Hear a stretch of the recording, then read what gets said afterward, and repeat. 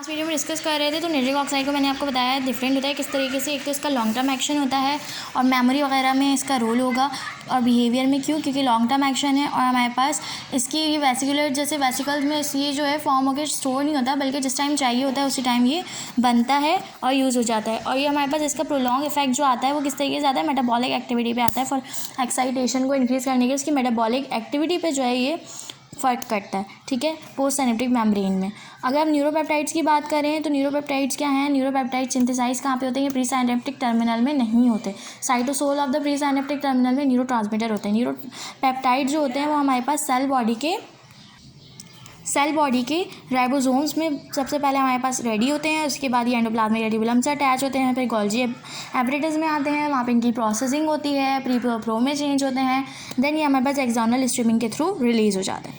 अब अगर हम न्यूरोपेप्टाइड और न्यूरोट्रांसमीटर को कंपेयर करें तो इनमें फ़र्क क्या है कि इनकी बहुत स्मॉल क्वांटिटी चाहिए होती है और ये बहुत स्मॉल क्वांटिटी हमारे लिए इंपॉर्टेंट होती है, और ये लॉन्ग टर्म होते हैं और इनके प्रोलॉन्ग इफेक्ट्स होते हैं मेटाबॉलिक मशीनरी पे, या एक्टिवेट कर रहे हैं तो एक्टिवेशन पे या डीएक्टिवेशन पे। जबकि हमारे पास न्यूरोट्रांसमीटर जो है उनमें ऐसा नहीं होता, न्यूरोट्रांसमीटर का लॉन्ग टर्म एक्ट नहीं होता, फ़ौरन से मिली सेकेंड में उसका एक्शन होता है, परफॉर्म होता है, फिर ख़त्म हो जाता है, और उनकी क्वांटिटी थोड़ी इसके कंपैरेटिवली ज़्यादा चाहिए होती है। अगर हम इलेक्ट्रिकल इवेंट्स की तरफ बढ़ें तो इलेक्ट्रिकल इवेंट में हम देखते हैं resting membrane potential. Resting membrane potential -65 होता है। किस वजह से होता है, क्योंकि आप लोगों ने चैप्टर 4 में पढ़ा था कि नर्नेस पोटेंशियल क्या होता है। नर्नेस पोटेंशियल होता है एग्जैक्ट पोटेंशियल जो हमारे पास किसी आयन की अपोजिट मूवमेंट को अपोज करने के लिए चाहिए, उसको नर्नेस पोटेंशियल कहते हैं। तो नर्नेस पोटेंशियल हमें जिन 3 चीज़ों का पता होना चाहिए वो सोडियम, पोटेशियम और क्लोरीन है। 65 इस वजह से रखा गया है कि क्लोरीन का -70 अराउंड होता है, तो उससे क्या होगा, थोड़ा सा आगे आएगा तो इनिबिशन हो जाएगी, और थोड़ा सा पीछे जाएगा 40 की तरफ जाएगा तो क्या हो जाएगी, एक्साइटेशन हो जाएगी। इस तरीके से एक्साइटेशन और इनिबिशन दोनों को मेंटेन करने के लिए प्रोसीजर्स को ये मैकेनिज़्म ये जो हमारे पास एक -65 रेस्टिंग मेम्ब्रेन पोटेंशियल है ये रखा गया है कि इनिबिशन और एक्साइटेशन दोनों हो सके।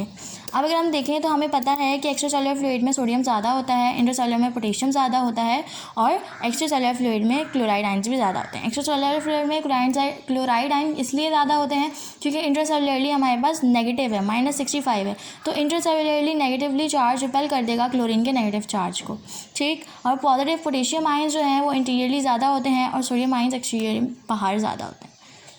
अगर हम देखें तो सोडियम का जो पोटेंशियल है वो +61 है, ठीक है, सोडियम का पोटेंशियल +61 है, और हमें चाहिए क्या, माइनस का चाहिए। तो ज़रूरी है कि ये सोडियम जो है वो एक्स्ट्रासेलुलर फ्लूइड में जाए ताकि अंदर जो है हमारा -65 मेंटेन हो। और -86 मिलीवोल्ट किसका है हमारे पास पोटेंशियल, वो है हमारे पास पोटेशियम का।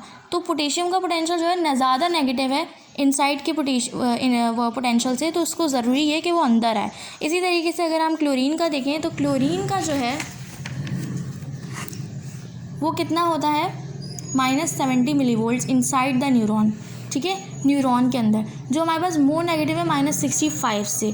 तो हमारे पास क्या होता है कि क्लोराइड आयन जो होते हैं वो स्लाइडली अंदर जाते हैं, ज़्यादा अंदर नहीं जाते लेकिन बहुत कम अंदर जाते हैं, ठीक।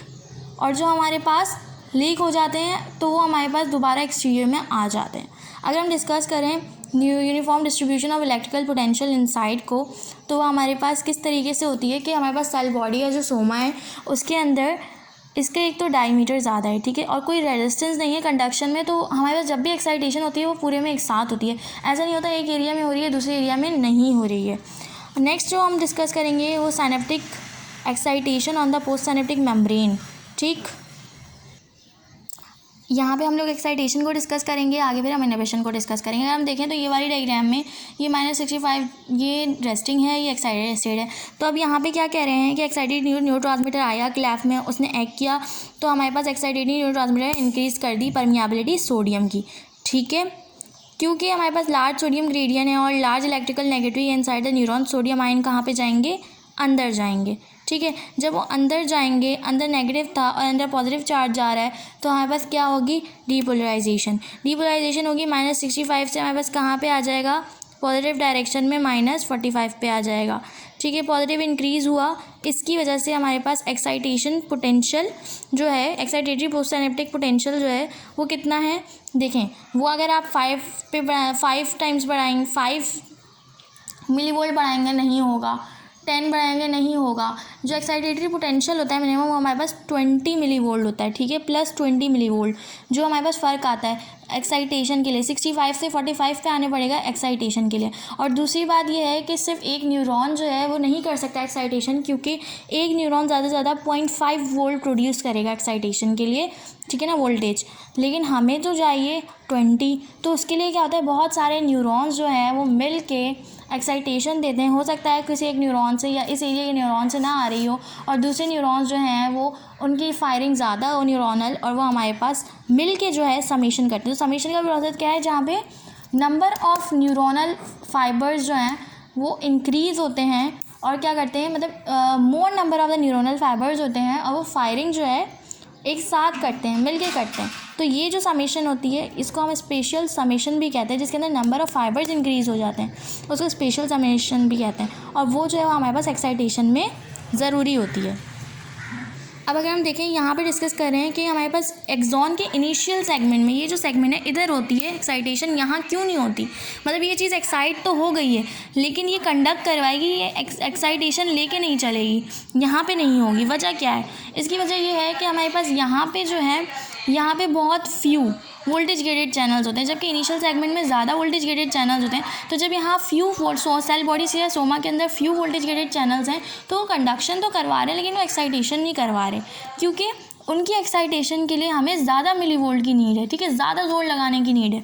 तो +30 या +40 मिलीवोल्ट की नीड होगी तो वो एक्साइटेशन करेंगे। तो ये क्या करवाते हैं, ये कंडक्शन करवा देते हैं और एक्साइटेशन हमारे पास इनिशियल सेगमेंट में होती है, ठीक है, क्योंकि यहाँ पे हमारे पास voltage gated sodium channels, potassium channels जो होते हैं वो ज़्यादा होते हैं बनिस्बत सेल बॉडी और सोमा के। सेकेंडली हमारे पास जो है ये आगे भी जाता है कि हमारे पास एक्साइटेशन आगे भी जा रही है पीछे भी जा रही है, लेकिन फ़र्क वही है कि डेंड्राइट में और सोमा में दोनों के अंदर हमारे पास वोल्टेज गेटेड सोडियम चैनल्स जो हैं वो इतने ज़्यादा नहीं होते हैं। तो एक्साइटेशन जो होती है वो कहाँ पे होती है, इनिशियल सेगमेंट में होती है। और थ्रेशोल्ड जो है वो क्या है, -45 मिलीवोल्ट। देखिए ये जो चीज़ है 65 हमारे पास रेस्टिंग पोटेंशियल है, ये -45 हमारे पास थ्रेशोल्ड है, ठीक है। और हमारे पास एक्साइटेटरी पोस्ट सिनेप्टिक पोटेंशियल क्या है, इन दोनों का डिफरेंस है, मतलब +20 मिलीवोल्ट, ठीक है, ताकि एक्साइटेशन हो सके। इस लिमिट से लो अगर रहेगा तो वो सब थ्रेशोल्ड बन जाएगा, वो थ्रेशोल्ड नहीं होगा, वहाँ पे एक्साइटेशन नहीं होगी। नेक्स्ट वीडियो में हम लोग डिस्कस करेंगे इनहिबिशन के प्रोसेस को, देन हमारे पास रह जाएगा स्पेशल एंड टेम्पोरल समेशन, और आगे थोड़ा सा टॉपिक और रहता है, तो ये हम लोग नेक्स्ट वीडियो में या एक और वीडियो में, 2 वीडियोज़ या 1 वीडियोज़ में चाहूँगी मैं ये कवर कर लूँ।